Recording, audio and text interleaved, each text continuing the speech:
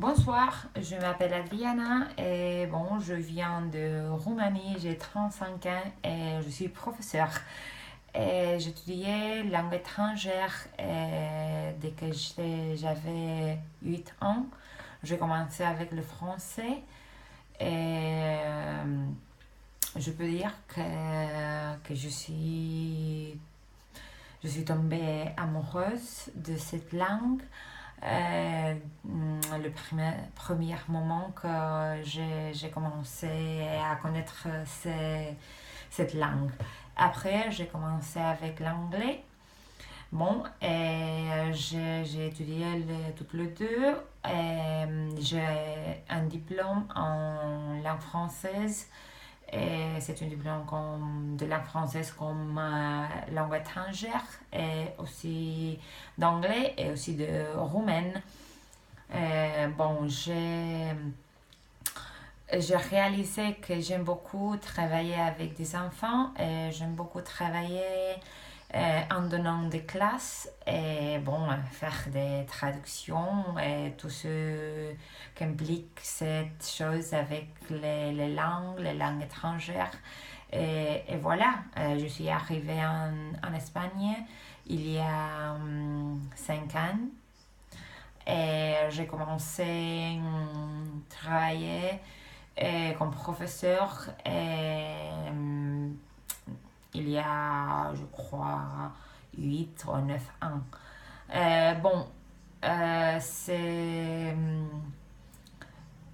c'est pas une question et c'est pas quelque chose que qu'autre personne peut se demander. Et parce que pourquoi j'aime la langue étrangère. J'aime la langue étrangère parce que je les aime et c'est tout. Alors, on va simuler un peu une petite classe c'est une simulation trop petite parce on va parler sur ce qu'on peut faire dans une classe de 90 minutes. Donc, c'est essentiel que toute la classe, on parle en français avec les élèves. Ce qu'on suit dans cette classe de française, c'est pas seulement la préparation pour un examen officiel, mais c'est d'apprendre très bien la langue, de tenir une connaissance presque parfaite de la langue, et tenir un bon accent, tenir une culture de la langue française et du pays francophone aussi. Donc, un peu de tout. Et on va faire ça commençant avec la notion basique je sais quoi, de grammaire, de littérature française. Et puis, on peut passer, je sais pas, à parler de la culture française, parler de France, parce que France a une culture merveilleuse. Et puis parler un peu des pays francophones et comme ça. Bon, notre objectif, c'est qu'un élève qui va commencer avec nous reste toujours contente, heureux et avec un bon niveau de la langue française. Donc, on commence pour présenter une classe de 90 minutes. Ça veut dire ce que j'avais préparé était parler un peu sur un thème du passé. Et c'est l'imparfait, ce qu'on va présenter aujourd'hui. Donc, c'est un thème du passé et c'est un thème qui normalement exprime le passé. Et c'est un thème qui exprime une durée indéfinie on peut définir la durée et qui nous sert à expliquer le décor de l'action, de la répétition du passé. Donc, si on pense un peu, c'est quand on parle en français ou quand on utilise un temps passé, on a la tendance d'utiliser presque toujours le passé composé. Mais c'est comme l'imparfait, c'est un temps qui exprime aussi le passé. On va voir que dans certains moments, on a besoin d'utiliser l'imparfait. Donc, ce qu'on peut faire, qu'on va commencer à exemplifier, je ne sais pas si je te vois très bien ici, mais mon idée est d'exemplifier un peu avec beaucoup de fiches, des fiches que j'ai préparées, que je peux préparer pour chacun de mes étudiants. Donc, avec une petite explication sur l'imparfait, ce que signifie. Et après, on va voir un peu comment on peut former l'imparfait, quelles sont les terminaisons, parce que vous savez que dans le français, on a beaucoup de terminaisons pour chaque temps verbal. Et puis, ce que c'est le plus important, le moins d'emploi de l'imparfait, quand on utilise l'imparfait, donc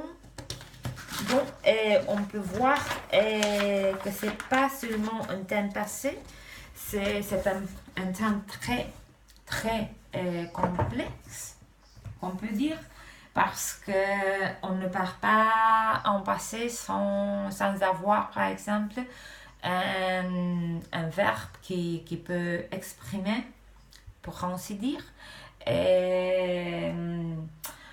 le décor, par exemple, les descriptions du passé dans une œuvre littéraire, on utilise beaucoup l'imparfait pour, je sais pas, pour exprimer une hypothèse, par exemple, dans les phrases de si conditionnel qu'on utilise beaucoup l'imparfait. Pour exprimer une demande atténuée, par exemple, ou une formule de politesse quand je voulais vous demander une chose, par exemple, où il était 3 heures, il n'y avait personne dans la rue, la pluie tombait et je marchais en silence. C'est un exemple d'un imparfait de trompe pour décrire une action ou bien une œuvre littéraire, un passé, un temps pour les œuvres littéraires. Bon, on peut parler beaucoup sur ce verbe. Et il faut, la chose plus importante qu'il faut comprendre, par exemple, c'est que c'est un temps du passé, que c'est un temps qui se forme employant la première personne du pluriel du présent de l'indicatif. Le radical, c'est dans la première personne du pluriel de l'indicatif. Et après, on met les terminaisons qu'on a qui sont spécifiques pour l'imparfait. Ok? C'est vrai qu'il faut que je fasse cette session très courte, donc je ne vais pas parler sur l'imparfait, je vais vous dire un peu comment je vais organiser une classe de 90 minutes, par exemple. Ce que je pense, c'est la première chose qu'on va faire quand on commence une classe, c'est parler un peu avec les élèves, ce qu'on a fait, ce qu'ils vont faire, revoir un peu la classe passée, ce qu'on a fait, voir un peu le devoir,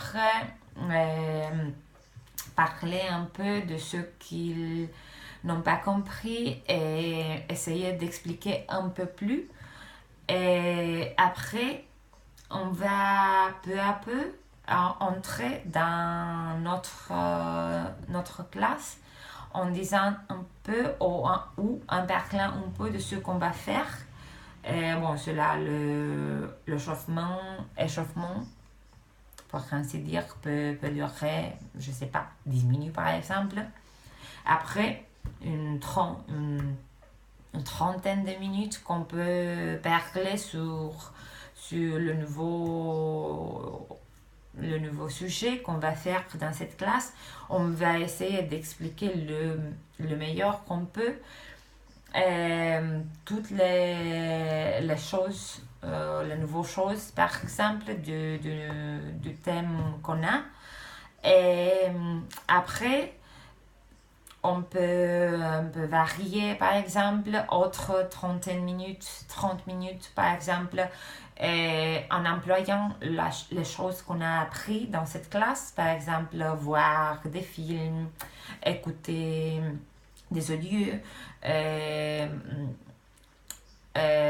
un peu quelques exercices, mais pas les exercices classiques comme le sujet, le verbe, l'adverbe, je sais quoi pas.